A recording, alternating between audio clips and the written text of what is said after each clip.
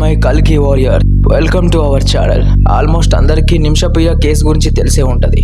ఒకవేళ తెలియకపోయినా సరే షార్ట్ గా కొత్త ఎలిమెంట్స్ యాడ్ చేసి నేను మీకున్న డౌట్స్ కూడా క్లియర్ చేస్తా ఈ రోజు వీడియోలో. కానీ దానికన్నా ముందు నిమిషప్రియ లాంటి ఎన్నో జీవితాలను నాశనం చేసిన ఒక చిక్కుముడి గురించి మాట్లాడుకుందాం. అదే షరియలా. దీని వల్ల ఉమెన్ కి వచ్చే కష్టాలు మామూలుగా ఉండవు. అయితే ఇప్పుడు దీన్ని రియాలిటీని సర్వ్ చేసే ఒక డాక్యుమెంట్ ని చూద్దాం మనం. The law name.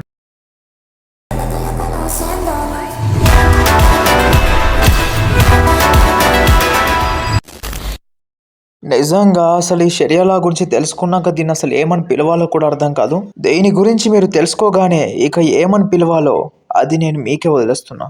The law. ఎవరైతే నిమిషప్రియ గారు ఉన్నారో ఆవిడే వెళ్ళింది యెమెన్. అండ్ అక్కడ ఒక ఉమెన్ కి న్యాయం జరగడం 95% ఇంపాసిబుల్. జస్ట్ ఉమెన్ అనే కాదు, అక్కడి చైల్డ్స్ కూడా.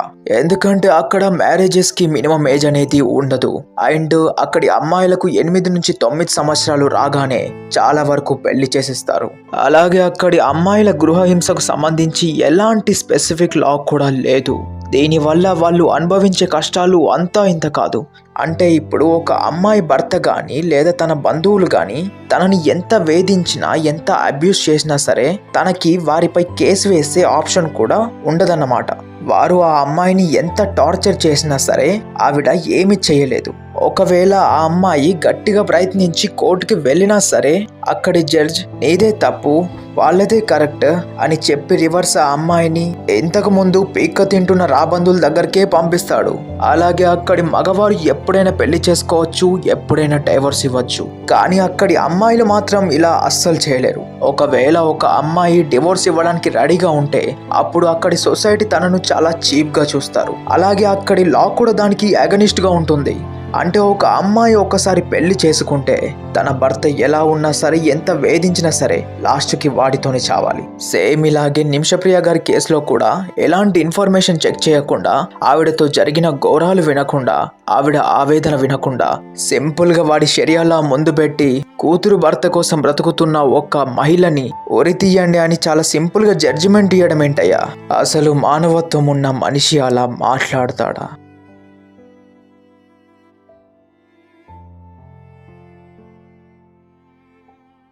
గుడికి దేవుడు పుట్టిస్తేనే పుట్టిండా మనిషి? ఎవరన్నా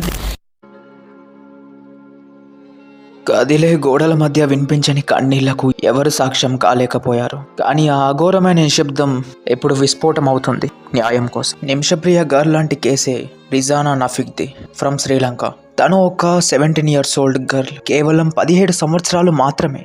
అండ్ తనను ఒక పని మనిషిగా నియమించి సౌదీ అరేబియాకి పంపించారు. అండ్ తన ఏజ్ గురించి మాట్లాడితే 17 సంవత్సరాలుగా ఉన్న తన వయసుని పాస్పోర్ట్లో 23గా మార్చారు. అండ్ తన పనిలో జాయిన్ అయిన మొదటి వారంలోనే ఒకరోజు ఆ ఇంట్లో ఉన్న పాపకు పాలు పట్టిస్తుండగా ఆ పాప చనిపోయింది. దీని తర్వాత తనను అరెస్ట్ చేసి తమిళ్ టు అరబిక్ ట్రాన్స్లేటర్ లేకుండా, ఒక లాయర్ లేకుండా తనను విచారించారు. అండ్ ఇది కంప్లీట్ అయ్యాక 2007లో తనకు మరణశిక్ష విధించారు. అండ్ ఇది జరగాక తన కోసం బయట చాలా యుద్ధమే జరిగింది. కానీ దేని వల్ల ఫలితం లేకుండా పోయింది.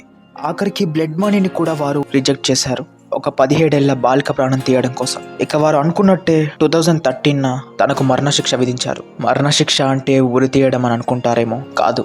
17 సంవత్సరాల ఆ బాలికని అందరు చూస్తుండగానే తన తల తీసేశారు. ఎలాంటి వారు? నిమిషప్రియ గారు లాంటి వారు సంవత్సరానికి కొన్ని వేలల్లో చిక్కుకపోతారు. వారికి న్యాయం అనే శబ్దం వినిపించక వారి ఆశలతో పాటు వారు చనిపోతారు. అండ్ ప్రజెంట్ అయితే నిమిషప్రియ గారు నిజంగా ఆ అమ్మాయి కురాలు గనక ప్రాణం కోల్పోతే అది మనకు ఒక సిగ్గుచేటు, మన దేశానికి ఒక సిగ్గుచేటు. మన దేశంలోని అమ్మాయిని, ఎలాంటి తప్పు చేయని అమ్మాయిని ఉరితీస్తుండగా మనం ఏం చేయకుండా ఉండడం, దాన్ని ఆపకుండా ఉండడం నిజంగా ఒక సిగ్గుచేటు.